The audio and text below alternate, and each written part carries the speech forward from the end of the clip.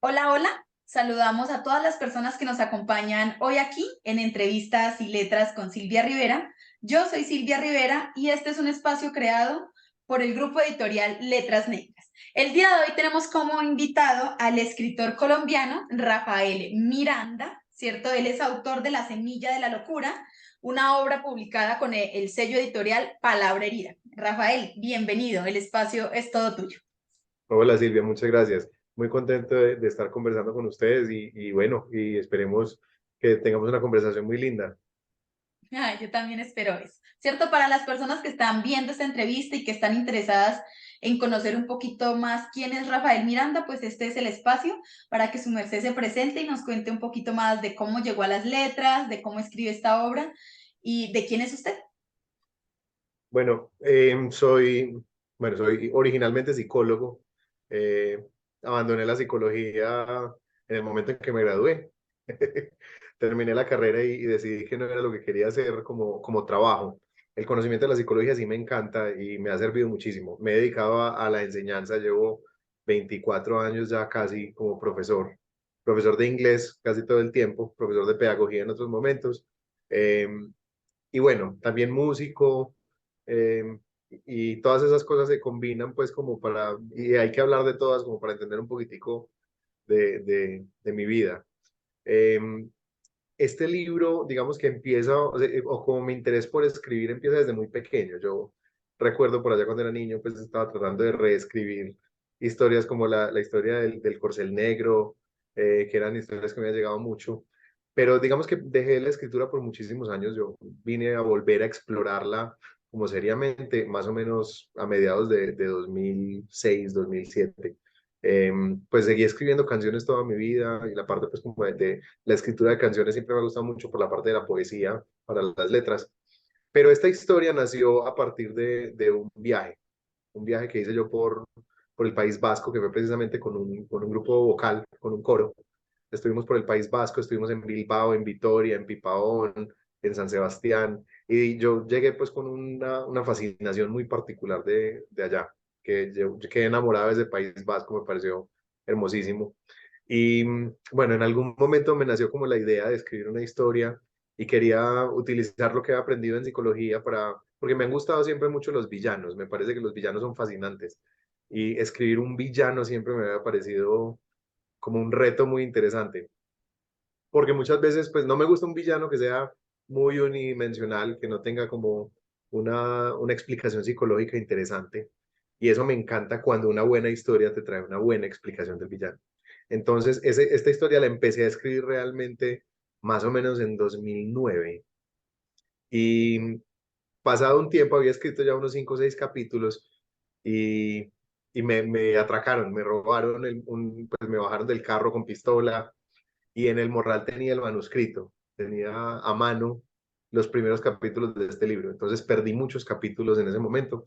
Me tomó muchos años ser capaz de retomarlo, eh, pero hace unos años, más o menos en 2018, 17, eh, decidí ya retomarlo como en serio, porque cada vez que me sentaba a escribir después del robo me daba rabia y no era capaz de seguir, como volver a escribir los capítulos que había perdido, pero como en 2017, 2018 ya me entró como la necesidad y el deseo de contar esta historia y bueno, y ya el resto pues fue trabajo, disciplina y enamorarme de los personajes, dejarlos que se descubrieran y se desarrollaran a medida que escribía.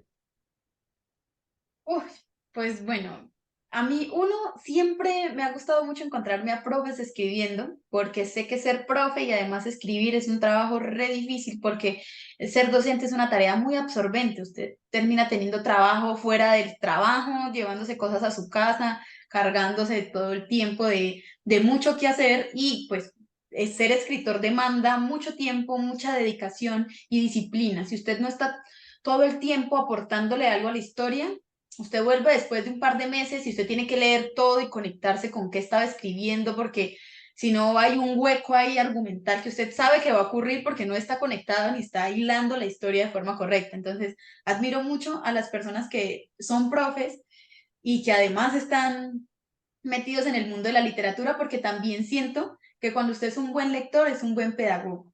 me ha pasado que los mejores profes que he tenido como a lo largo de mi proceso académico son esos que han jugado con este papel de incentivar a los jóvenes a leer, a hacer una tarea pedagógica desde la lectura. Y eso es importante en este punto porque, pues, si no hay lectores, ¿qué hacemos con todos los libros que la gente está escribiendo? Tenemos que estar ahí listos para leer. O sea, una vida sin lectura yo pienso que es una tragedia. Lo que perderíamos si dejamos de leer es demasiado lo que perderíamos.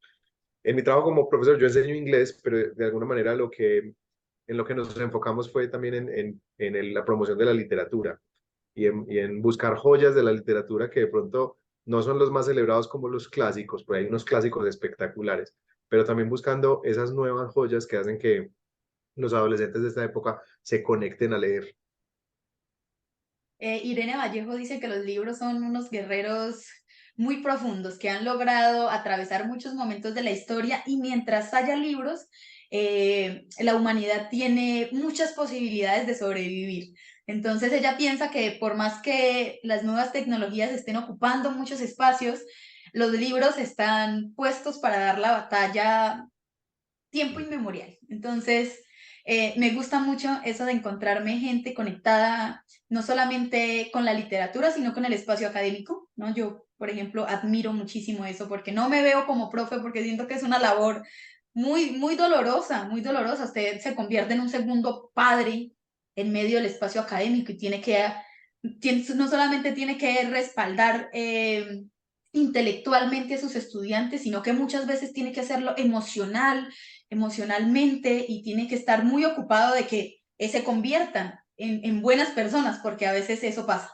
Sueltan al sistema académico la responsabilidad de formar en todos los aspectos a los jóvenes y pues se encuentra uno con profes que sabe uno que están ahí porque la vida no los puso en otro lugar, pero sabe uno también que están esos profes que...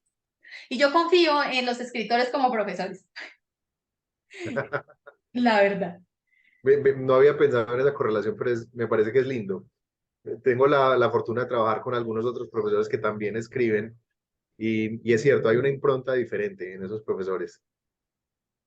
Sí, tienen un aire, un espíritu. A mí también me ha pasado y por aquí han pasado escritores, profesores y me encanta encontrármelos y hablar de su literatura. Estoy muy emocionada de que hablemos del texto porque ahora que me dices que de profesión eres psicólogo, es como, no, pues ya todo empieza a tener un poquito, mucho más de sentido. También quería preguntarte por qué si eres colombiano, toda la historia está ambientada en otro lugar ajeno porque fue Sí, como la cosa que me puso a pensar. Yo dije, bueno, yo siempre tengo como un arraigo, una territorialidad muy arraigada en mí y me gusta escribir desde acá, pero la historia se siente muy escrita por alguien de aquí, ¿cierto? No, no se traslada, no mueves toda la jerga para otro lugar, sino ujú, que la pones en los lugares necesarios como para completar la atmósfera, pero todos los personajes no están en función de agarrar, digamos, el español de España y convertir esto en un libro que suene como un libro español, ¿cierto? claro, Sino sí, que no, suena como, académico. sí, No era suena esa de la idea. aquí. Eso, bueno, ya la respuesta es, tuviste un viaje muy espectacular que te conectó a profundidad con ese espacio y por eso decides ponerlo como espacio, ¿cierto? Sí. Eso me gusta, también es válido. Bueno, ¿qué le parece si me cuenta un poquito acerca de cómo empezó usted con la idea en el año 2009? Me dice, ¿no? Como que empecemos a organizar cómo va surgiendo la novela antes de que empecemos a preguntar ya, porque es que yo tengo un purgo de cosas por preguntar. No, me encanta. Bueno, y como pues te podrás imaginar, nos estamos devolviendo un montón de años al origen de este libro. Hay cosas que de pronto ya no tengo tan claras, pero sé, por ejemplo, que hay algunos escenarios, hay algunas escenas en las que sé que me estoy proyectando yo mismo y estoy proyectando a la gente que quiero, a mi esposa. Hay un personaje que es directamente inspirado en mi esposa, que es una gran psicóloga clínica. Se di Ay, cuenta, Ángela. Ah. Ángela. Yo, yo lo supe precisamente por la escena en donde están en la playa soñando con su retiro. Yo dije, esta poética, este poema, este endulzamiento, esto tiene que tener algo de fondo porque a mí no van a decir que va a escribir un tanto romantiqueo así a son de nada. Claro, entonces es un personaje que obviamente pues le tengo muchísimo cariño y lo escribí pues con todo ese amor de fondo, y es un personaje de una mujer admirable y es reflejo de esa mujer admirable que tengo a mi lado. El personaje de Pablo Vera es un detective y también yo sé que en él puse muchas cosas mías, al tiempo que siento que puse muchas cosas mías y de mi abuelo en el personaje de Horacio Salvatore. Entonces son momentos en que yo sé que empezaron a conectarse cosas. Empecé, yo creo que uno de los primeros capítulos que escribí es una escena donde la policía encuentra un cuerpo. Todo el cuerpo de policía está yendo a buscar al asesino y encuentran un cuerpo. Es uno de los primeros capítulos que escribí, que después tomó forma a medida que fui dándole forma a esos personajes que tienen que interactúan en esa parte.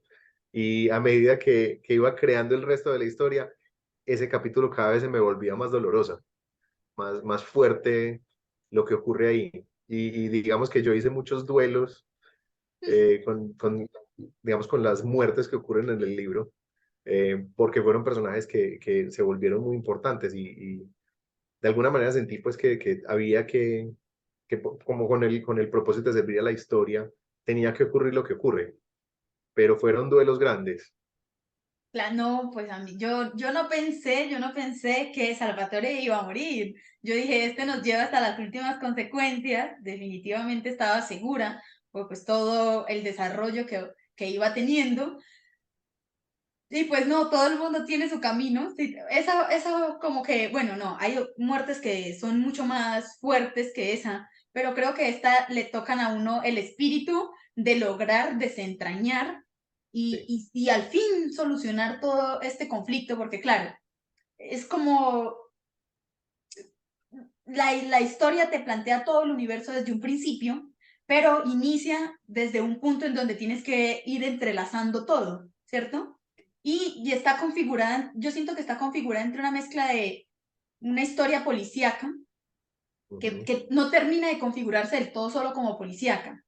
no, Yo siento que tiene mucho de fondo de, no sé si decirle novela negra o este formato, más o menos, que es una combinación muy buena, que si hubiera sido solamente policíaca y no le hubieras dejado, por ejemplo, todo el desarrollo psicológico del personaje que viene de lado y conocer la historia, o sea, conocer su historia antes de entender qué es la historia, por ejemplo, del Padre Rojo, hace que tenga ese componente no ser solo policíaco. Por ejemplo, el género policíaco no es mi género favorito, porque a sí, veces siento que tengo la capacidad de saber hacia dónde van las cosas con facilidad.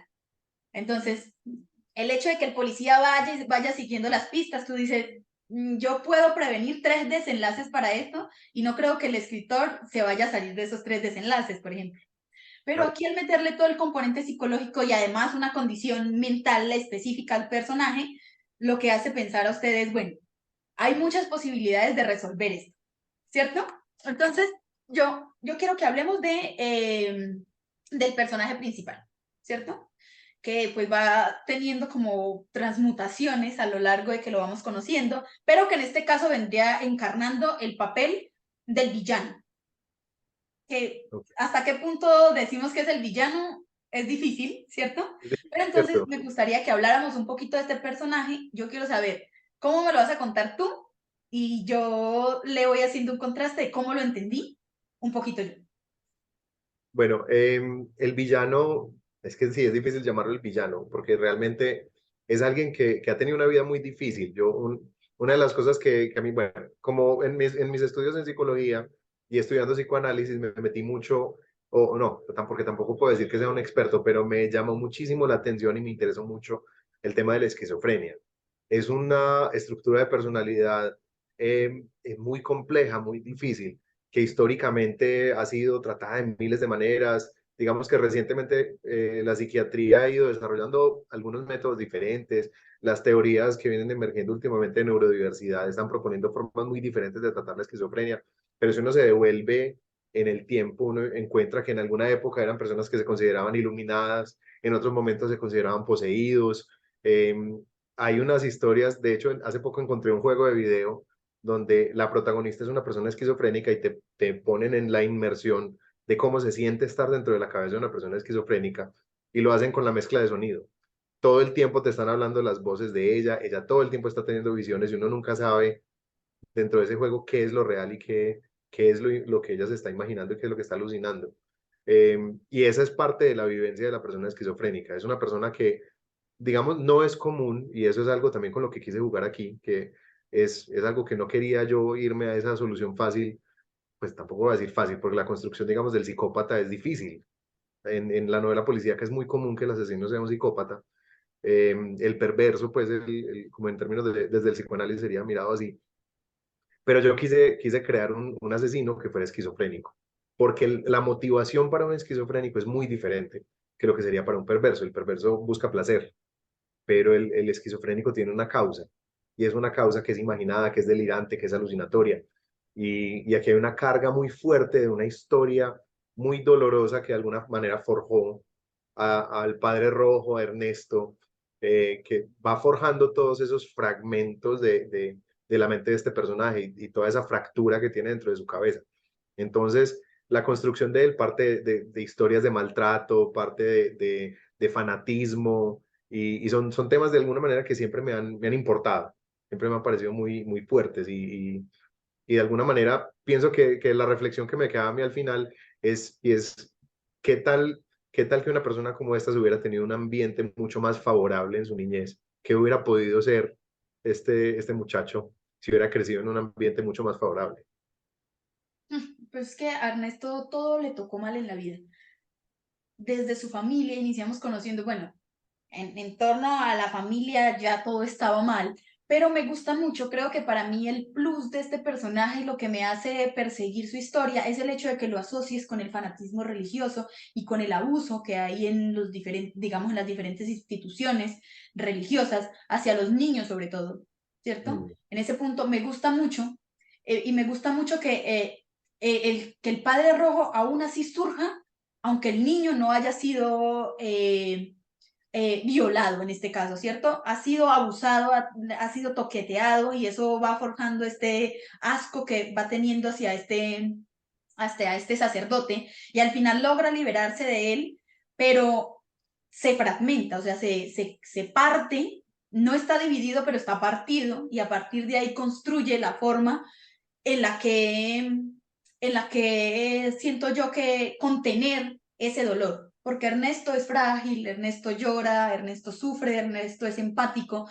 pero el Padre Rojo no, el Padre Rojo es todo lo que su abuelo hizo con él, sí, toda esa carga que el abuelo le imprime en sus primeros años, que son poquitos, todavía son 4 o 5, pero que tuvo que haber vivido un maltrato muy profundo, cuando ya Ángela está haciendo acá todo este perfil, que nos va ya dando toda una idea más de lo que ya venimos viendo, nos damos cuenta de eso. Y ese personaje me gusta por eso, porque es como, me hace pensar en estas historias de, no sé cómo se llaman, como de cruzadas, de alguna forma, como esta sí. gente que pensaba que estaba bañada por el poder de Dios y tenía la posibilidad de. Lo que de todo eso me entristece es que justamente el receptáculo de todo ese dolor termine siendo Gabriel, que Gabriel. Gabriel ni tiene velas en el entierro de alguna manera y termina convirtiéndose en esta víctima recurrente porque le pasa de todo al pobre, ¿cierto? Y es otro personaje que yo, si a mí me preguntaran para una siguiente historia, se convertiría para mí en un prospecto perfecto para acabar con Raimundo y todo el mundo. Después de pasar todo eso, dice uno, este es un niño que se perfila para perpetuar, digamos, el legado que viene dejando el Padre Rojo, porque Sí. es un personaje principal muy interesante. Siento yo que lograste que uno se sienta muy interesado a lo largo de la historia en ir desentrañando como todo ese fanatismo, porque yo soy como muy, ¿cómo le dijera yo? Como muy escéptica en ese sentido, ¿cierto? No tengo una buena relación con los religiosos porque siempre me parece que llevan todo al extremo de una forma mal en muchos casos, y soy de una familia que de alguna forma es religiosa, así muy fuerte, y cuando hay crítica a esos espacios me gusta mucho. Me gusta mucho el resultado de crecer en un hogar fanático o mal puede ser ese, el que un niño con ciertas condiciones termine convirtiéndose en ese monstruo a que todo el mundo le teme. Ven, no, se me perdió la última parte, te me habías congelado. Ay, no, ¿será que es mi internet? Espera un momento. Es que aquí no se puede escapar de nada. No, bueno, no. Pensé que mi teléfono estaba por aquí, pero no está.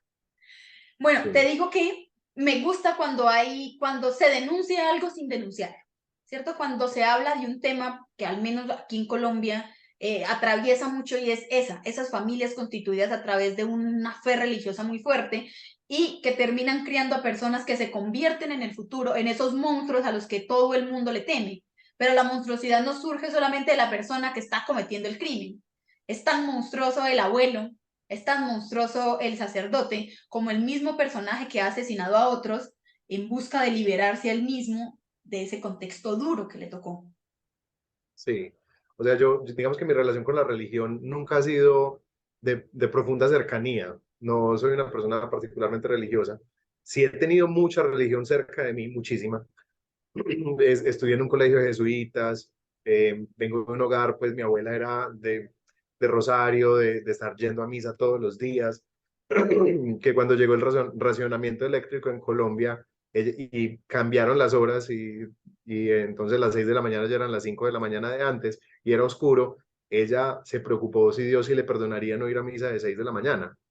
O sea, yo pues tengo todo ese contexto muy cerca y he podido ver, digamos, muchas caras de la vivencia de la religión. He visto gente que vive la religión desde la idea de la generosidad, de dar amor, digamos, como de esos preceptos, pero también he visto el otro extremo de la gente no me acuerdo de quién es la frase, pero decía que el Dios de los fanáticos parece siempre decirles matarás, en lugar de decirles amarás. No me acuerdo de quién era la frase, pero sí me ha llamado mucho la atención porque de alguna manera el fanatismo en general a mí digamos, de las cosas que más rechazo, el fanatismo en todos los sentidos, político, el fanatismo religioso, el fanatismo en el fútbol, que la gente esté dispuesta a matarse por unos colores de una camiseta, que es solamente colores. Y son cosas que de alguna manera he rechazado siempre y aquí obviamente no es una crítica a toda la religión ni a todas las formas de vivencia de la religión, pero sí hay unas ciertas formas de vivencia de ese tipo de fenómenos desde el fanatismo que son peligrosas y que pueden generar muchísimo dolor. Lo del Padre Rojo puede sonar muy extremo, pero lastimosamente no lo es. Ese tipo de vivencias existen, ocurren todos los días en nuestras ciudades. Eso es lo que me gusta, porque como te digo, la historia no busca desesperadamente denunciarte algo. No te está diciendo, ¿sabes qué? Las instituciones religiosas son horribles y mira lo que puede suceder si eres un fanático religioso. No.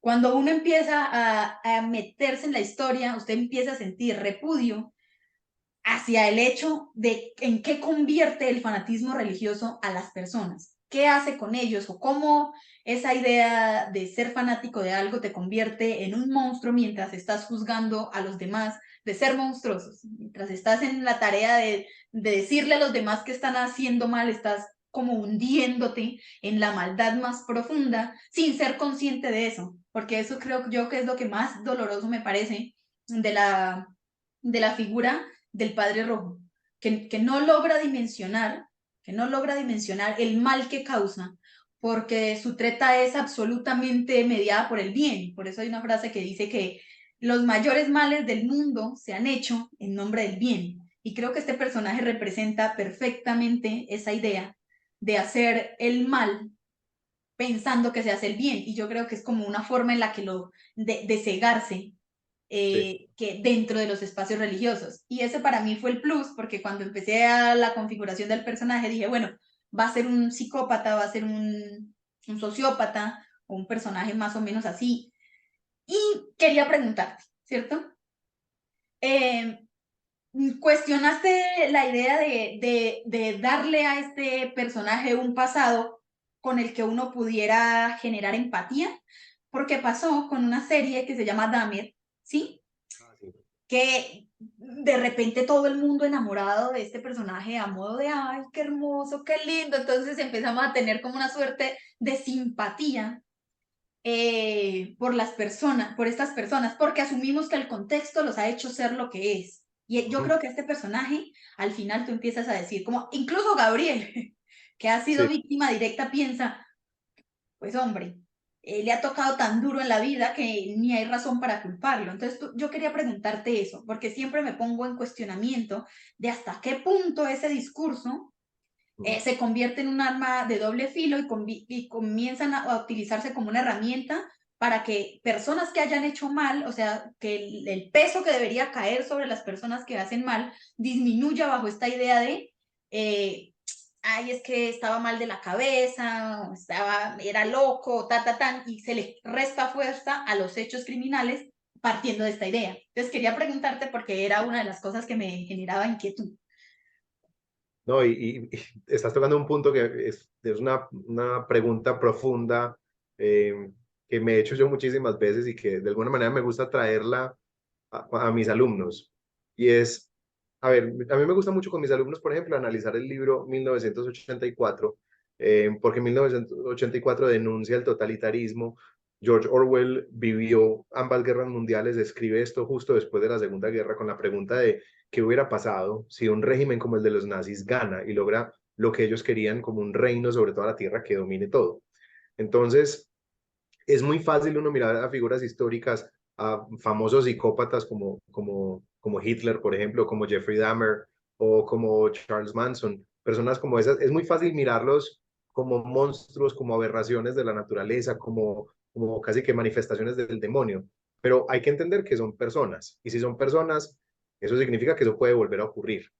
Yo creo que tal vez lo más importante de ese tipo de casos es entender qué fue lo que ocurrió para ver qué podemos hacer para evitarlo, para que no vuelva a ocurrir. No se trata de crear simpatía por el monstruo, se trata de entender que ese monstruo tiene unas circunstancias, es un humano y esas circunstancias y las decisiones que toma, porque es que esa es otra cosa, o sea, las circunstancias, uno tendría que pensar entonces que los hermanos deberían ser iguales, si crecieran en el mismo hogar, y sencillamente no es cierto.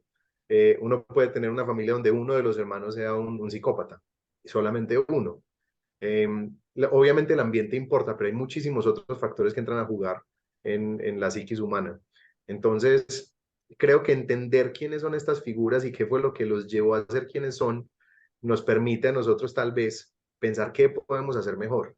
Es que Hitler es una persona que salió de un contexto histórico, salió de unas decisiones que tomó, de una rabia, de unos fanatismos, y todo eso se convirtió en una ideología que empezó a generar indignación en otras personas que no necesariamente sabían todo el alcance de lo que él estaba haciendo, no todos supieron, no todos los seguidores de Hitler sabían de los campos de concentración, pero todo lo que Hitler ocasionó a partir de sus decisiones, a partir de su estructura de personalidad, fue desastroso. Entonces, sencillamente como tratar de botar la idea de que esto es un ser humano para categorizarlo de monstruo, nos quita a todos la responsabilidad de pensar en qué es lo que tenemos que hacer mejor. Pensar en la salud mental es crucial. Nosotros no podemos seguir andando por la vida y desarrollando sociedades y economías sin entender que los seres humanos que habitan en esas sociedades tienen que tener una salud mental que nos permita construir sociedad. Si, digamos, no le prestamos atención a eso, estas cosas siguen ocurriendo. Si nosotros no prestamos atención a las circunstancias que nos crearon un Pablo Escobar en Colombia, pues otros Pablo Escobares aparecen. Aquí hemos visto mafias que siguen y siguen y siguen, y es precisamente porque no estamos tomando esas medidas que permitirían que este tipo, que la familia de alguna manera se vuelva más fuerte, más sana. Son cosas que no hemos atendido y que tenemos que empezar a atender. Sí, a mí es un tema que siempre me genera mucha inquietud porque pues yo crecí en un espacio en donde había mucho estigma respecto a la salud mental y sigue existiendo mucho estigma y como persona que atraviesa cada rato por crisis muy fuertes y que trata de reponerse porque ir al hoyo es sencillo, siempre me pregunto eso, ¿por qué hace uno con lo que pasa en su propia mente? Me gusta ver lecturas de otras personas y aquí pues nos encontramos con una historia de alguna forma policíaca, ¿cierto? Sí, Que permite que ese recorrido por la psique de una persona con una enfermedad particular, no sé decirle, no sé si enfermedad sea la palabra correcta, pues digamos que desde la psiquiatría trastorno, podemos decir que sí, desde el psicoanálisis diría que es una estructura de personalidad, pues ya depende. ¿cierto? que mira que todas las circunstancias lo convierten en esto, entonces también te hace pensar que uno está propenso a convertirse en ese monstruo que está tan arraigado a criticar, que está tan arraigado a, si no es capaz de entender lo que pasa con uno mismo, ¿cierto? Yo siento que es una tarea fundamental y que los escritores durante mucho tiempo han tratado de entender esa energía humana que convierte a una persona común y corriente en alguien que es capaz de hacer cosas como las que hace el Padre Rojo, ¿cierto? Porque entonces te tomas la tarea de descabezar a todo el mundo.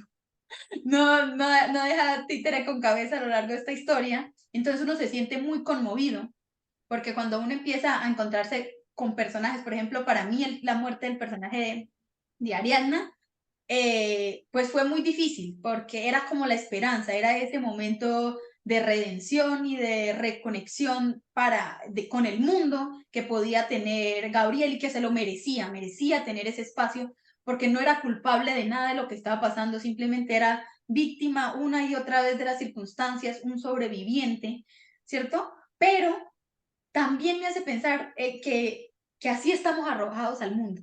Estamos arrojados al mundo sin posibilidad de decidir sobre las decisiones ajenas. Decidimos sobre nuestras propias cosas, pero lo que los demás hacen no podemos controlarlo. Y como tú dices, si no le echamos el ojo a ese tipo de situaciones, vamos a terminar viviendo, no sé, un garabito una y otra vez, ¿cierto? Y muchos que han pasado, y al menos digamos, Garavito, pues estaba ahí en la cárcel, murió, en fin de cuentas, se supo quién era y cómo era. Pero, por ejemplo, la pederastia o la pedofilia en las instituciones religiosas, en donde niños y niños a lo largo de la historia han sido abusados y abusados y abusados, y sigue existiendo esta identidad de religiosidad y de conexión con Dios, aun cuando se sabe todo eso, me hace pensar que somos una sociedad totalmente trastornada. Que haya gente que vaya, que vaya a la iglesia y que sea capaz de tenerle respeto a los sacerdotes, que sea capaz de tener respeto por esta institución, que alberga, cobija y esconde a los pedófilos que tienen ahí, me hace pensar que todos estamos al borde de ser unos locos por estas situaciones, ¿cierto? De ir un día, yo he escrito muchas cosas desahogando ese sentimiento y tienen que ver con esa sensación de querer ir y destruirlo todo, ¿cierto? Matar a Dios de alguna forma. Tengo una historia que se llama Matar a Dios y trata de eso, matar esa semilla del mal. Y ve, termina uno convirtiéndose en eso, Sí, en sí. alguien malo en nombre del bien. Y lo más impresionante de todo eso que estás diciendo es que tal vez estamos en el mejor momento de la historia en ese sentido. Cuando se devuelve y pensamos que los derechos del niño apenas se proclamaron en 1989, antes de eso los niños no tenían derechos y probablemente los animales tenían más derechos en ese momento que los niños. Si pensamos que de ahí hacia atrás se ha normalizado, o sea, en la historia era normal la iniciación sexual de los niños por parte de los adultos, eh, y te devuelves y hablamos de un montón de formas muy perversas de vivir la sexualidad, de vivir las relaciones familiares. Sí, es que no nos tenemos que volver mucho tiempo para encontrar profesores que todavía dicen cosas como la letra con sangre entra. Entonces, estamos en una época en la que por lo menos estamos empezando a hablar de estas cosas. O sea, las instituciones que han tapado este tipo de cosas han existido por siglos. Y empezar en este momento a abrir esos discursos, empezar, por ejemplo, a que haya un verdadero reconocimiento del valor de la mujer en nuestra sociedad, del valor de la diversidad en todos sus sentidos, que esa discusión por fin se abra, nos está mostrando que tal vez haya alguna esperanza para esta humanidad, que podamos abrir esos discursos y quitar esos velos de inmunidad que han tenido todas estas instituciones para que realmente empecemos a quitar las protecciones, porque también, o sea, en la iglesia ha habido sí muchos casos de pederastia, pero también uno ve el sacerdote que realmente tiene una vocación de servicio y no es justo que ese sacerdote si no se ha encargado también de tapar, porque eso también es una forma de complicidad, como lo estás diciendo en este momento. Si es un sacerdote que ha vivido su vida con esos preceptos y con como esa convicción del amor por el otro y el servicio, está muy bien, pero tiene que limpiarse de todo lo demás, porque hay que hacernos cargo de eso, que la iglesia tiene que hacerse cargo de esa historia del manejo de la pedofilia y de cómo la han escondido, así como los crímenes de Estado tienen que abrirse y tienen que discutirse, así como la forma como aquí se normaliza el maltrato a la mujer, como se le sigue echando la culpa a la mujer por una violación. Eso se tiene que discutir y tenemos que empezar a mejorar en esos sentidos. El hecho de que estemos por fin hablando de esas cosas, a mí me da esperanza. Hay muchas cosas que a uno le rompen la esperanza en esta humanidad, pero que por fin estemos hablando de esto, a mí me empieza como a dar esperanza de que algo puede cambiar.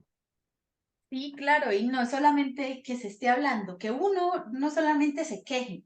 Yo soy partidaria de que si usted se siente aquejumbrado por una situación, encuentre la manera propia suya de denunciarlo, de hacer algo, ¿cierto? Si usted no es capaz de ser activista, si usted no es capaz de limpiar y hacer lo que hizo el Padre Rojo, ¿cierto? Si usted no es una persona en ese sentido, pues aquí, por ejemplo, para mí está la literatura.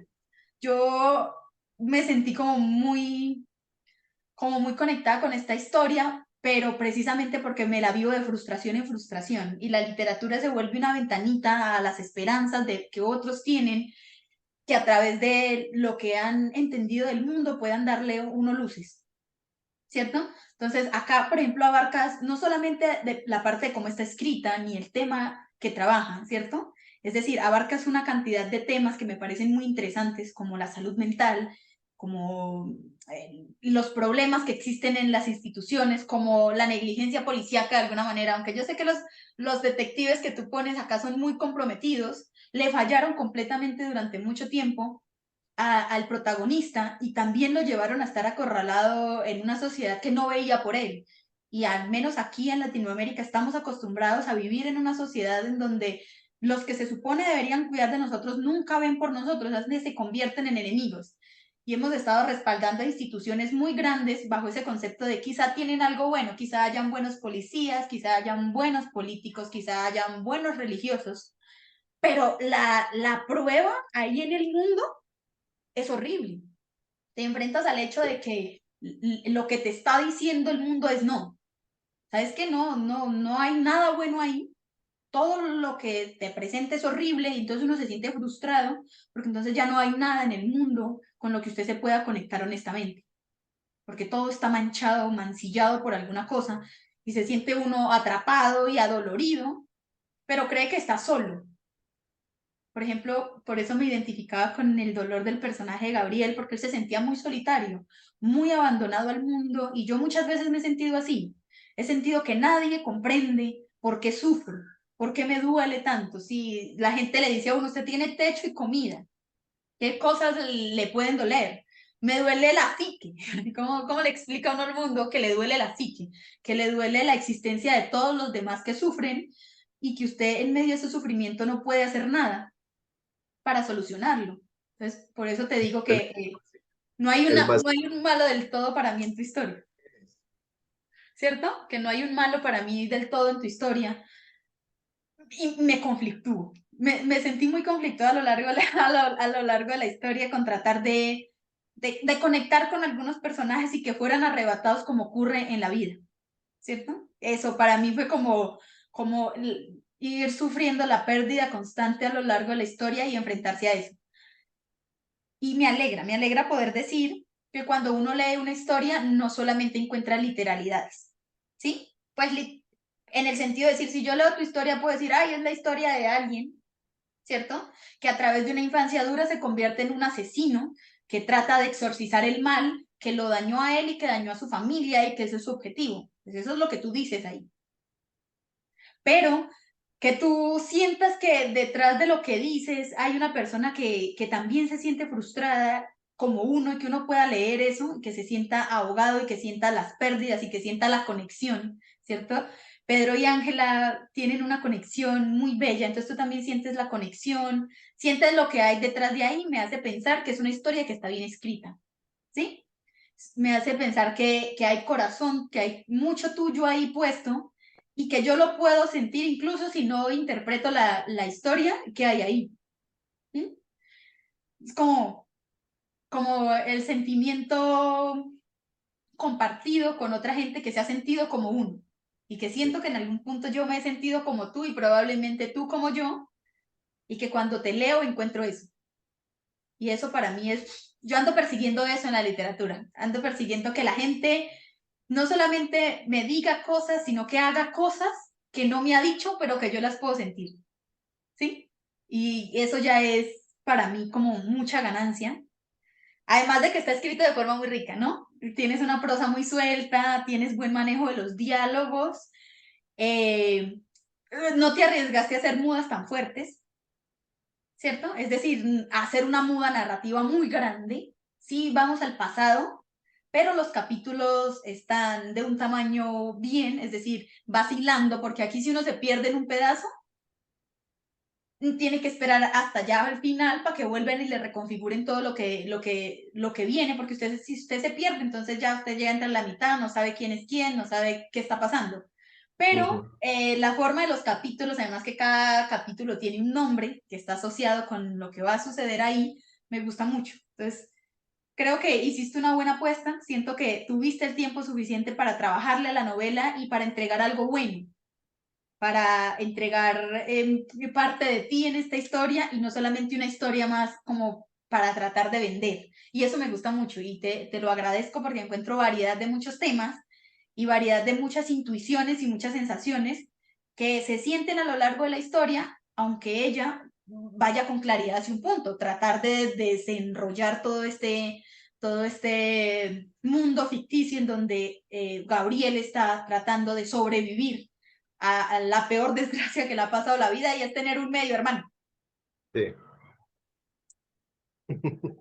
No, pues primero, Silvia, te agradezco muchísimo por esa lectura que haces de la novela y obviamente hay mucha emoción puesta sobre la novela. Hace muchos años, cuando estaba haciendo mi tesis de psicología, me encontré con una cita de Freud que he utilizado en todo lo que he podido a partir de eso, incluso en mi tesis de maestría en lingüística. Hice uso de esa frase de Freud cuando decía que cuando el creador literario está creando, eh, y pone altísimos montos de emoción auténtica. Y, y decía en ese sentido que lo opuesto entonces a la creación literaria, lo opuesto a la fantasía, no es la seriedad, sino la realidad efectiva. Eso es lo que nos permite vivir con unos personajes, aceptar esa realidad de manera temporal como si fuera real y acompañarlos en ese montón de aventuras y de verdad sentir con ellos. Es muy lindo y es algo que me ha encantado especialmente cuando escribí esta novela, otras cosas que he escrito me han producido cosas parecidas, pero es cuando uno siente que no está escribiendo la novela, sino que más bien la está descubriendo. Y a medida que la escribes, estás encontrando cómo se desarrolló la historia como si uno casi fuera un ente externo a ella. Y en ese punto uno siente ya que los personajes respiran y que viven. Eh, los personajes en mi cabeza ya tenían caras, incluso ya estaba pensando si hicieran una serie en Netflix, la persona que interpretaría a este personaje es tal. O sea, ya había un personaje que tiene nombre y apellido, pues la actriz que lo haría, que es Amalia Zavala. Amalia yo la escribí todo el tiempo con una persona en mente y mientras hacía los diálogos todo el tiempo era pensando en la voz de esa persona conversando. Entonces son personas que pues, digamos, dentro de mi corazón existían. Y eso para mí fue tal vez lo más valioso y lo que más me gustó de escribir esta novela, porque ya era casi que dejar que los personajes actuaran y yo estar casi que como el público viendo cómo se desarrollaba la historia. Yo creo que estos personajes es que pensaste mucho en ellos. Tuviste mucho tiempo de pensar en ellos porque pasa con las historias y todavía porque pasaste un duelo al perder los primeros capítulos, tuviste que pasar por un luto. También conozco a alguien cuya primera novela se perdió en un computador que murió y lo vi atravesar por el duelo y lo vi estancarse y no querer escribir más. Y me tocó ser esa persona de decir, y es que esa era la única historia que usted tenía en su cabeza, la historia permanece ahí, si ya no la quiere escribir, déjela y déle la oportunidad a algo nuevo que llegue, pero no se quede en el duelo de decir, esto pudo ser lo mejor que yo escribí, porque ser escritor no se trata de escribir un libro y ser bueno, se trata de seguir persiguiendo las historias. Entonces creo que esos personajes te persiguieron un montón de tiempo hasta el punto en que dijiste, no, ya no los puedo tener más en mi cabeza, tienen que salir, Sí, ¿cierto? Porque todos son personajes muy muy entrañables, muy ahincados, muy apasionados, ¿no? Yo siento que eres una persona muy apasionada porque ninguno de los personajes no está movido por una pasión, no es entrañable, no es querido, no es en lo que sea, hasta el Padre Rojo, dentro de sus motivaciones, es una persona que está absolutamente convencida y absolutamente metida en eso. Y a eso me gusta a mí, como te digo, de la literatura, de encontrarme que cuenta más de lo que, incluso de la pretensión que tenía uno como escritor. Eso ya es un trabajo de energía, siento yo, de llegarle a otro con los sentimientos más honestos. Y eso es difícil de lograr porque el trabajo de escritor es difícil. Mm. Tratar de conectarse todo el tiempo y de tener la disposición mental y la energía para usted estar ahí corrigiendo, hacerlo con profesionalismo, porque es un texto muy bien escrito, tengo que decirlo. Mira, Es como uno de los textos colombianos que me ha gustado de las lecturas que he venido haciendo, porque he venido leyendo mexicanos, he venido leyendo peruanos, he venido leyendo un poquito de todo, pero es una de las lecturas colombianas que más me gusta, partiendo del hecho de que está organizada desde una configuración policíaca o sea, tampoco tengo una conexión muy cercana con la policía y con la figura del detective. Si a mí me hubieras preguntado, ¿cierto? Yo lo habría resuelto de otra manera. No quiere decir que no lo hiciste muy bien con la figura de los personajes que muestras, porque yo creo que al menos en el contexto del que yo vengo no tengo como ninguna conexión con la figura de policía bueno. sí, Yo después de atravesar por el paro nacional, los policías me dan miedo en todos los sentidos, como que los policías me dan miedo, pero esta figura clásica del detective que tiene principios no se convierte solamente en un detective que sigue las pistas para resolver algo, logras convertir a los detectives en personas que se sienten responsables por el dolor de otras personas y que en cuyo trabajo no encuentran gloria. Esos detectives no buscan la gloria, no buscan ser el detective del año, buscan a través de su trabajo sanar los dolores de otros e incluso los de ellos mismos, ¿no? Pedro está persiguiendo resolver esto porque es como una deuda que siente con él, pero es una deuda con él mismo para poder liberarse de la carga de cerrar el último caso y poderse ir a ese espacio tranquilo. Entonces, siento que si bien son detectives, ¿cierto? Y en el espacio policíaco, no siento configurado un espacio policíaco, siento configurado un espacio de personas que buscan hacer el bien en medio del mal. Y eso ya es como otra configuración del detective que no se parece tanto a los detectives gringos, que la verdad es que los detectives gringos y los detectives de otros lados no me gustan tanto, ¿cierto? Porque siento que hay como también una suerte de fanatismo ahí en creer que la policía es como el ente más genuino a la hora de buscar el bien, pero en realidad no, son entidades que están muy corruptas y que siguen en la literatura teniendo ese papel de relevancia. Sí, no sé cómo decirlo, cómo explicarme un poco mejor. Entonces, sí, como que y mezclas te lo digo, humano con esta no, figura que te sirve para los propósitos en la obra. Así lo vi yo más o menos. sí, porque obviamente, pues, a ver, por ejemplo, como te decía, Horacio Salvatore tiene mucho de mi abuelo. Mi abuelo era un cantante de ópera, él no era, era un comerciante, vendía ropa por distintos pueblos de Antioquia y era cantante de ópera. eh, pero, por ejemplo, era una persona que cargaba muchos dolores por malas decisiones en su vida, cargaba mucha culpa. Y de alguna manera eso lo convirtió a él en un abuelo entrañable, dulce, dócil, tranquilo, que trataba a todo el mundo con muchísima dulzura porque él sentía que tenía una deuda de alguna manera. Entonces, eh, digamos que la figura de Horacio Salvatore sí tiene mucho de él, porque Horacio Salvatore es una persona, un tipo brillante, un viejo zorro que había resuelto miles de casos, pero que cargaba en su pecho un dolor profundo por el dolor más grande que le causó al ser que más amaba. Entonces, es un personaje que, digamos, a mí me dolía mucho, y me dolía mucho escribirlo en su dolor, y cada vez que lo escribía yo tenía lágrimas en los ojos. Todos los diálogos de Salvatore a mí me llegaban muy profundo.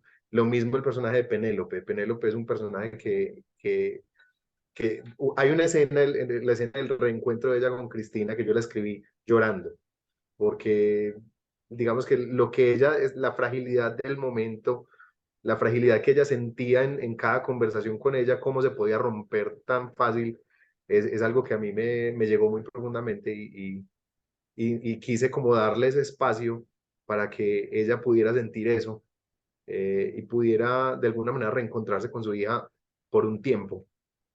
Es un personaje que me duele muchísimo y precisamente para que nos doliera tanto Penélope tenía que existir Hermes, que si me preguntas, para mí ese es el verdadero villano de esta novela, porque Hermes es el que trae todo ese sufrimiento a esa familia. A mí me gusta que le hayas apostado a que hayan diferentes mujeres desde diferentes puntos de enunciación, ¿cierto?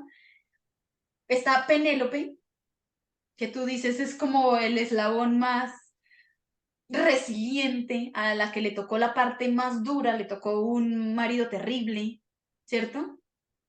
Aguantó, esperó, se hundió ahí en todo su sufrimiento y tuvo o sea, su pequeño momento de redención fue, ni siquiera fue salvar al nieto, porque yo no creo que ese fuera su momento de redención. Su momento de redención fue cuando pudo tener una conexión con esa hija que había parido, con esa hija que no la olvidó, que es cierto, dejó ella de ser básicamente un adorno para empezar a tener una conexión ahí. Ese fue el momento de redención de Penélope y creo que le dio todo el sentido de su vida. Y eso me gustó mucho porque mira que yo pensé que te ibas a encontrar tentado a que el personaje de Horacio, ¿sí? Salvatore, en ese punto de tratar de encontrar su redención, terminara recayendo la culpa sobre una esposa que no fue capaz de perdonar una vaina que obviamente él se sentía arrepentido. Si el personaje de Rebeca llega a darte, sí es Rebeca, Y la hija de, Amalia, no, la hija de ah, Horacio, uy, no me acuerdo. Rebeca, creo que sí es Rebeca. Rebeca, Es la hija de Horacio y entonces ella viene a dar contexto de decir, tú sigues siendo mi papá, pero lo hiciste mal. sí, Cometiste una embarrada y no estaba dispuesto a perdonar eso. Pasar del personaje de Penélope, que perdona, que sumisa, que se humilla, que deja que todo pase, que la pisoteen, te encuentras con el personaje de la esposa de Horacio, que dijo, usted me faltó a mí el respeto, cargue mm, usted con la responsabilidad de, y nos cuentan el dolor que, también nos cuenta el dolor que sufre un hijo cuando uno de los padres traiciona y de alguna manera se tiene que poner de la parte de alguien, ¿cierto? En este caso ella no deseaba estar de parte de ninguno, porque ella no era culpable de nada, pero el dolor de la mamá la hacía sentirse conectada. Su papá hirió a su mamá y rompió todo, y estuvo enojada y tuvo que reconciliarse con esa idea, y creo que fue el momento de redención de Horacio fue ese, no tanto el final en donde se siente tranquilo, sino que es el momento de decir, pues yo soy responsable de este dolor que siento y no puedo andar fingiendo que la culpa fue de esta persona, ¿cierto? Es mi responsabilidad. Entonces empiezas a crear mujeres diversas a lo largo de la historia que nos permiten encontrar que sí existen estas mujeres en la vida real. Yo siempre me conflictúo de encontrarme con mujeres que no se parecen a las mujeres en la literatura, no se parecen, y yo digo, yo no conozco a ninguna mujer que sea como esa, no conozco a ninguna y no nos comportamos así, eso está muy extraño. Entonces, creo que no sé si sea tu formación o sea tu espacio familiar, no sé, supongo que tu esposa ha de ser una señora también muy interesante, porque yo siento que cuando encuentro a hombres que pueden retratar a buenas mujeres en la literatura es porque tienen una compañera a la que escuchan, en la que confían un par, ¿sí? Tienen un par como pareja, es una igual. Yo siento que los hombres que no han podido entablar esa relación con las mujeres crean a mujeres imaginarias sacadas de su cabeza, idealizadas desde su machismo, desde mm, todo lo que son ellos y no mujeres reales. Entonces yo siento que cuando me encuentro una buena mujer también agradezco, siento yo, a ese par que acompaña al escritor, porque mucho del trabajo de construcción que hacen los hombres es por mujeres que están ahí con el ojo encima de decir, esto no me gusta, así, mujeres paradas. fuerte. Entonces yo siento que has de estar como muy conectado con lo femenino de forma consciente, porque se nota a lo largo de las mujeres que presentas. Por ejemplo, Ángela, como te digo, es un personaje, es una mujer berraca, es una mujer muy lista, una mujer muy puesta. Él, su esposo la respeta, ¿cierto? Y hacen un muy buen equipo. Y las otras mujeres que están acompañando también tienen ese carácter de, y uno dice, ah, bueno, no se convirtió en solamente, ah, es que las mujeres son unas berracas echadas para adelante, porque también nos muestra a los personajes que están del otro lado, que sufren, ¿cierto? Que se resignan, que viven siendo víctimas, pero que encuentran un refugio en ellas mismas y en esos pequeños momentos de conexión. Por eso me pareció tan bello que entablara una relación con su hija, porque creo que no solamente era una relación con su hija, era al fin tener la posibilidad de hablar con otra mujer de sus sentimientos de mujeres, de sus cosas de mujeres, ¿cierto? Que la hija nunca había tenido la experiencia de entablar con otra mujer, ni ella había podido tampoco del todo desarrollar eso de ser mujer y tener un espacio seguro en donde hablar cosas de mujeres. Entonces, esos pequeños detalles para mí son relevantes a lo largo de la historia y me centro mucho en ellos porque eso busco en la literatura, ¿cierto? Busco que haya buena representación de nosotras como mujeres, busco que nos tengan en cuenta como lectoras, que cuando un escritor construya piense, mis lectores no son solo hombres, ¿cierto? Mis lectoras también van a ser mujeres y ellas también van a estar interesadas en sentirse representadas, en disfrutar de la lectura y no solamente estar ahí como, yo he estado en muchas lecturas con cara de, qué horror, ¿cierto? Qué horror. La historia inicia con una mujer descuartizada porque sí, porque necesitamos crecimiento del personaje y entonces vamos matando a todas las mujeres en son de nada. Todas las mujeres se vuelven ahí como una especie de comodín, no se nos da como el carácter de personas en la literatura. Creo que es algo que yo he perseguido mucho, que a las mujeres dentro de la literatura, dentro de la ficción, se nos entienda como personas que existimos en la realidad, que estamos ahí, que también leemos, que también estamos preocupadas y que también hacemos parte del mundo literario. Pues yo siento que sí, que al menos a mí, ¿cierto? Como mujer que persigue encontrar a buenas mujeres en la literatura, tengan un papel activo, me gustan las mujeres que plantea, me gusta cómo desarrolla los pequeños momentos de intimidad, que me hace pensar de usted cosas buenas, ¿cierto? Yo digo, yo a través de los libros también pienso cosas malas de los escritores y muchas veces he pensado, por favor, alguien que encierre a este loco antes de que cometa feminicidio. Sí, sí, probablemente. Tal vez algunos hubieran podido evitar si capturaban al escritor antes. Estoy muy de acuerdo, Silvia. O sea, a ver, digamos que para mí era muy importante que estas mujeres que estuvieran aquí en el libro fueran personas completas. Y yo creo que más allá de pensar en que eran mujeres, yo quería pensar en que eran personas. Para mí ese fue como el punto central del desarrollo, pues no solo de las mujeres, de todos los personajes. Porque finalmente para mí es una prioridad que los personajes que tengan sustancia, que tengan cuerpo, que tengan mente, que tengan corazón. Y de alguna manera con cada personaje yo quería lograr eso. Eh, entonces, más allá de pensar en el género o en la identidad, yo quería pensar en que fueran personas completas. Y, y sí, o sea, soy bendecido con tener un montón de mujeres maravillosas en mi vida, empezando por mi esposa, que es una profesional increíble, una psicóloga que trabaja con temas de violencia, es una persona a la que admiro profundamente y a la que considero pues, es que decir mi par para mí es lo mínimo, es una persona gigante en mi vida que tiene una influencia impresionante. Y, y obviamente es una relación de nos escuchamos y desde el profundo respeto siempre. Eso hace una bendición para mí siempre tener eso en mi vida porque me permite también explorar muchas cosas muy honestas de mi propia psiquis, de la psiquis de mi esposa, de la psiquis de mi hija, que mi hija es otra persona que nos ha llenado de sorpresas, de alegrías, de orgullo y nos ha permitido ver aspectos muy lindos también de lo femenino, de distintas formas de vivir esa feminidad. He tenido una madre muy fuerte, una persona también echada para adelante, una abuela que sacó adelante 6 hijos con un esposo al que le estaba costando, que estaba luchando con sus propios fantasmas. Entonces, sí, he sido bendecido con mujeres muy fuertes en mi vida que me han hecho valorar muchísimo la persona que hay detrás, ¿cierto? Porque es que lo que dices es cierto, uno encuentra muchísimos textos y muchísimas películas y representaciones de la mujer que son muy cosificadas, y la cosificación uno ve una sobresimplificación. Y yo incluso como profesor le digo a mis alumnos que mi gran enemigo es la sobresimplificación, porque pienso que es donde nos hacemos más daño, donde cuando empezamos a asignar roles estereotipados de género, cuando empezamos a asignar roles estereotipados de lo que debe ser una persona en esta sociedad, de lo que debe ser un hombre, por ejemplo. O sea, la deconstrucción de la masculinidad como la vivimos hoy yo creo que es una necesidad, porque esos roles de género nos hacen daño a todos.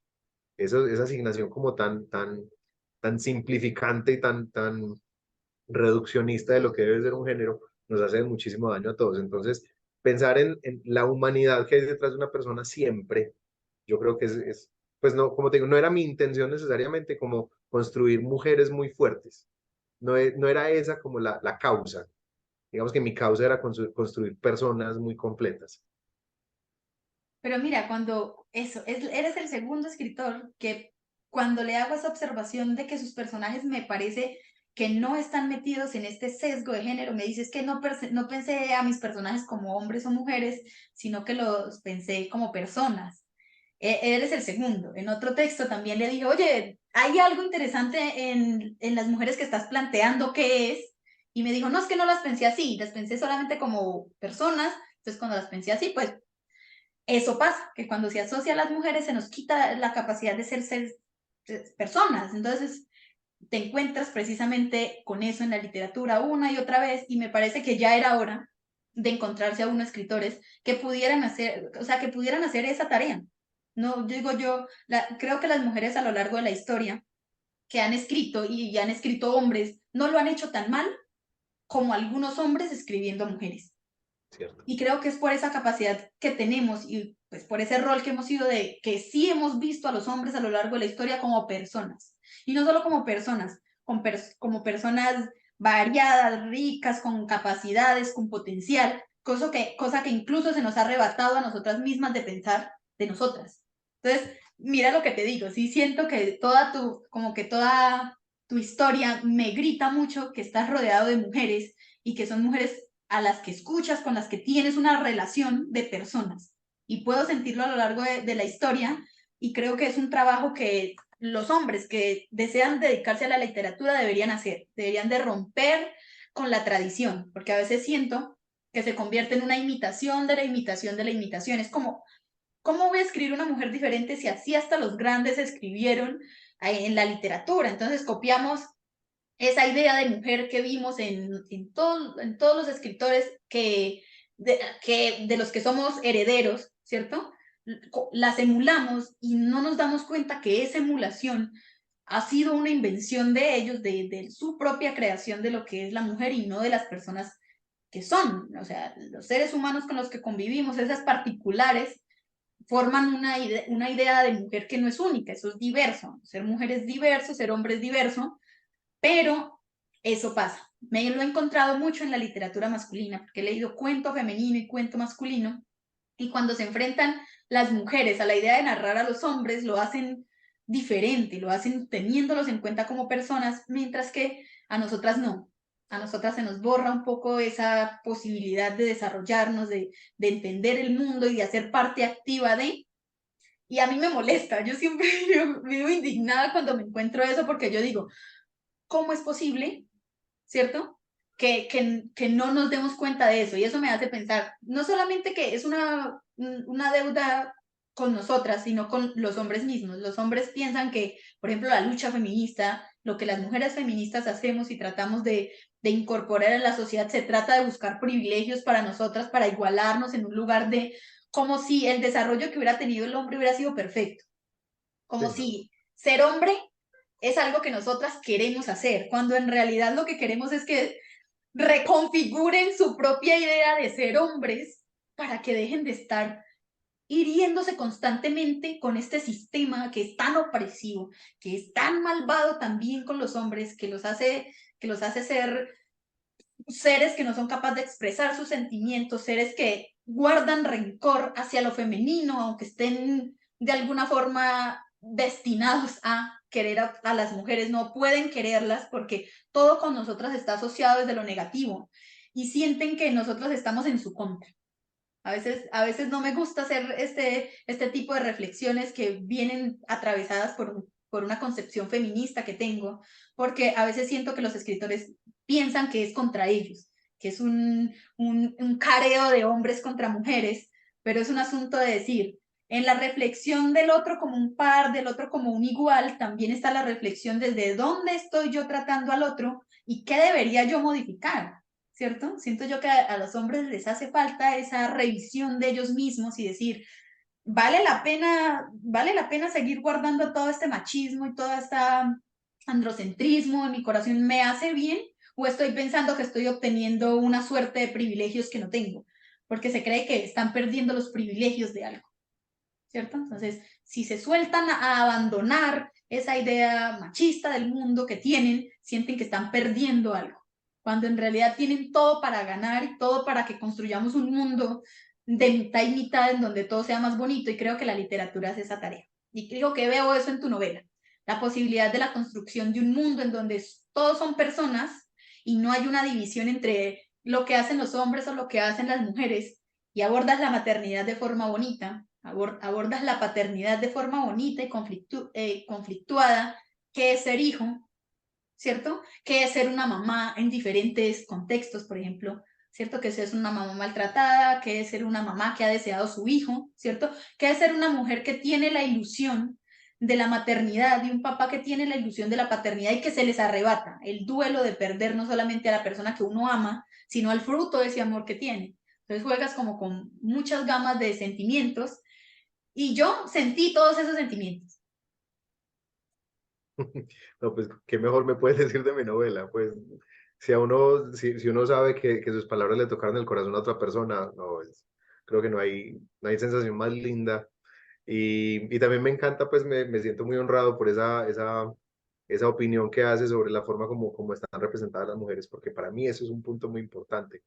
Es muy importante a ver, o sea, digamos que de alguna manera yo he tenido como causa con mis alumnas mujeres ayudarles a ver, ayudarles a entender el poderío que ya tienen, todo el potencial que ya tienen, porque esta es una sociedad que de alguna manera tiende mucho a obligarlas a esconderlo. Digamos que en las instituciones educativas es muy común que se aplauda en la niña la obediencia, mientras que al niño se le celebra lo travieso. Y por ahí empezamos a hacer unas asignaciones de género muy peligrosas y que nos hacen mucho daño a todos, porque entonces ya a medida que crecen, encontramos unas relaciones muy duras y unas relaciones entre mujeres muy duras, entre hombres muy duras y las relaciones entre hombres y mujeres también, con muchísimas tensiones que son innecesarias. Eh, que si de alguna manera pudiéramos ser todos un poquito más honestos con nuestro corazón y con lo que realmente somos, tal vez podríamos tener unas relaciones mucho más tranquilas. Es que yo creo que cuando cada uno puede ser quien es, eh, pues quién se atrae con quién, ya eso no es importante porque eso va a ocurrir naturalmente. No se trata, porque fíjate lo que nos dice, lo que nos muestra el lenguaje. Aquí se utiliza la palabra conquistar a una mujer, que eso en sí mismo implica una dominación y es el término que se utiliza. Es un término muy pesado. Y conquistar de alguna manera es lo que logró Hermes, que conquista la subjetividad de Aitana y la convierte en la Penélope que solamente espera, la reduce a una sola faceta de su vida y es muy Hermes, dolorosa. Ah, Ulises. Hermes y sí. Ulises son el mismo. Ay, sí, Ulises, porque no sé por qué está hablando de Hermes, estoy hablando de Ulises. Yo Eh, hace rato pensando, Dios, no, no era encuentro Ulises, a Hermes por ninguna parte. el villano de esta historia. Ulises que de alguna manera la reduce a ella a un chiste sobre el nombre de él. Y todo el mundo alrededor la ve a ella como la esposa de él, que solamente tiene una faceta y es que espera. Entonces, de alguna manera esa es su gran conquista. Y él en algún momento en su diálogo lo dice, que él la redujo a eso. Eh, y que ella logre de alguna manera romper eso en un momento gracias al amor por su hija, gracias a de alguna manera reconectarse con esa feminidad y recordar también su tiempo en el que ella podía ser ella. Eso la revive a ella de una manera impresionante. Yo no sé, o sea, yo siento este tema del feminismo para mí, o sea, yo abiertamente digo que soy un feminista porque pienso que de otra manera no puede ser. Oro profundamente el potencial que veo en todas las mujeres que hay alrededor mío. ¿Cómo no voy a estar de acuerdo con el crecimiento, el desarrollo, en los derechos que se les han negado por tanto tiempo y que no es ningún sacrificio para nosotros los hombres sencillamente decir, hey, es que aquí hay poderío, esto vale, esto es importante, valorémoslo. O sea, no entiendo cómo eso puede ser como un sacrificio. Antes es una grandísima ganancia para todos. ¿No? Y que nosotras, nosotras como mujeres ni siquiera pedimos valórense ustedes mismos y en la medida en la que se valoren se van a dar cuenta de lo que están haciendo mal como personas, que ese es el punto en el que llegan, como no se está obligando a nadie a que respete las luchas de nadie, pero que se evalúen, porque claro, todo el proceso de evaluación que han hecho las mujeres a través del feminismo las ha llevado a pensar, esto no nos afecta solo a nosotros, esto ya no se trata solo de una lucha de nosotras para nosotras, esto se trata de que si los hombres no despiertan y empiezan a darse cuenta que también están hundidos en este mismo sistema y que les está haciendo mal, ni nosotras vamos a pelechar, ni ellos van a lograr pelechar en ningún sentido y el mundo va a seguir igual. Entonces, eso de convertir en una pelea, por ejemplo, que te proclames como feminista, para mí no es algo problemático. En otros espacios podría serlo, pero para mí está absolutamente bien porque creo Sí, que un hombre feminista es aquel que está preocupado por su deconstrucción, por ver cómo ese sistema también lo atraviesa y también lo oprime. Y no solamente eso, me gusta el hecho de que se puedan autoproclamar feministas por el hecho de que se toma un término acuñado por una mujer y se convierte en un sistema que podría mejorar el mundo, cosa que no había pasado hasta ahora, que un concepto que surja de las mujeres peleche tanto en el mundo y ayude a la sociedad a ser mejor. Entonces, que un hombre diga que soy feminista para mí no es una ofensa, para mí es que este concepto que como mujeres hemos creado, también lo pueden apropiar los hombres para su propio proceso, que yo creo que en este caso están más atrás que nosotras, en el proceso de entender cómo el sistema los oprime, se han quedado relegados y la idea no es que estemos unos adelante y otros atrás, porque si no, no va a funcionar esto de configurarnos como sociedad y por eso insisto mucho en invitar a los escritores hombres a que lean mujeres, a que se remonten a los textos de mujeres que ya están medio olvidaditos, que no se han reproducido tanto, que las lean. Pueden darles muchísimas luces, ¿cierto? De una configuración del mundo que esté más incorporada entre ambos, que no haya tanto como que los hombres leen muchos hombres y las mujeres también, entonces no hay voz de mujer en la literatura, porque hasta nosotras mismas contribuimos a la tarea de olvidar a las mujeres que leemos a hombres. Entonces yo les invito a leer mujeres para que se configure una idea completa, es decir, que cuando una persona hable y cuente a través de la literatura sus experiencias del mundo, pueda hacerlos teniendo en cuenta esas dos partes. Una, pues nosotras tenemos la tarea de volvernos a poner en la historia, que hemos sido quitadas, y yo me siento muy partidaria de esa idea, de volver sobre las mujeres que escribieron, independientemente de si hablaban de feminismo o no. Ellas Ujú. hablaron, y que yo las lea es yo escucharlas. Y si yo las escucho, su voz está viviendo en la actualidad y puedo a través de su voz crear mi propia voz. Y creo que aplica igualmente para los hombres. Invitadísimos a leer mujeres en la literatura si están interesados en escribir literatura. Completamente, ¿no? Y ha habido, a mí me encanta ver esa gran ola de las grandes mujeres escritoras colombianas que han ido empezando a ganar tanto terreno, que eso me encanta verlo porque digamos que al meterme en este mundo de escribir, he podido empezar a conversar con mucha gente y me encanta ver lo que estoy viendo en, en, en tantas mujeres fuertes que no solamente están escribiendo, sino que también están desenterrando otras mujeres que han quedado enterradas en la historia. Hace poco, pues, una amiga con la que teníamos un podcast analizando películas, Olga Chavarría, también acaba de publicar hace poco un libro muy interesante. Había publicado antes otro libro en el que hablaba de una poeta de Jericó, que había caído en el olvido, pero fue la primera mujer en Colombia que tuvo la posibilidad de ser periodista profesional, de entrar a lugares donde solamente entraban hombres, a grupos literarios, pero que la historia la terminó ocultando. Entonces, que ella con su investigación haya podido darle visibilidad a una autora como Dolly Mejía, esa gran poeta antioqueña, es una maravilla. Entonces, es algo que tenemos que construir juntos. Pues es que yo creo, con lo que decía la novela, pienso que aplica para todo lo demás. Es que tenemos que aprovechar que tenemos un montón de personas llenas de talento y llenas de valor y que podamos ir más allá del asunto de si era hombre o mujer y que eso no sea tan importante a la hora de valorar el escrito. No, no, y yo hago esta tarea honestamente porque tengo mucha fe en la literatura colombiana y en la literatura latinoamericana y pienso que podríamos ser los primeros en enfocarnos en decir, no solo vamos a hacer algo propio, sino que también nos vamos a ocupar de esos temas de los que la gente no se quiere ocupar y que en este momento las mujeres han estado arrastrando, ¿cierto? Las mujeres hemos tenido la tarea. Entonces yo, cada vez que me encuentro con un hombre acá que sé que tiene potencial y que sé que está en un buen punto de enunciación, aprovecho para decirle, vas por buen camino, sí se puede encontrar una literatura en donde sea disfrutable para todos, en donde haya crítica, en donde haya denuncia, en donde hayan sentimientos. También los insto a que no tengan miedo de expresar qué es ser hombre también desde lo más íntimo, desde lo más genuino, porque a veces siento que no son capaces de contarnos qué es ser hombre y qué son las luchas que internamente llevan los hombres, porque siempre están muy apenados de tener sentimientos.